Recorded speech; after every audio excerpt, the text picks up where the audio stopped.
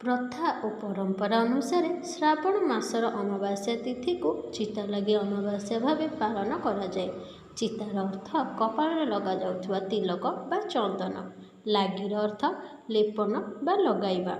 एही दिन विभिन्न रत्न तैयारी होइथिबा स्वतंत्र चिता महाप्रभु जगन्नाथ, बलभद्र, माता सुभद्रा को चिता लगी होइथिबारु एही पर्व को चिता लगी अमावास्या कुहाଯାଏ। स्नान पूर्णिमा दिन जगन्नाथ, बलभद्र और माँ सुभद्रा ललाटरू चिता कढ़ा जाए।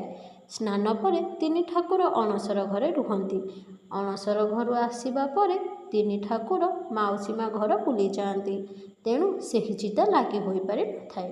ताहा पुणी श्रावण मास अमावास्या तिथि रे चिता लगी करा जाए।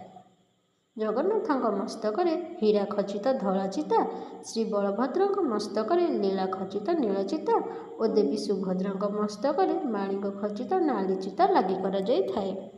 चिता लगी अमावास्या मंदिर बणिया सेवक कीर्तन चकड़े बसी महाप्रभु सिंहरण पर चितागुड़िक माजी सफा कर सुंदर भाव प्रस्तुत करिथांती। ताहापर जहुरिया माने हीरा नीला माणिक खचित चिता को परीक्षा करिबा परे दैतापति माने महाप्रभु मथारे चिता लगी करिथांती।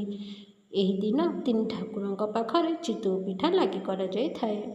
श्रावण मासर अत्यधिक वर्षा हेतु धान बिलरे पानी जमी रही थाए। चाषी भाई माने एही समय रे धान फसल करिथांती। चाषी भाई माने दिनर अधिकांश समय धान बिलरे काटी थांती।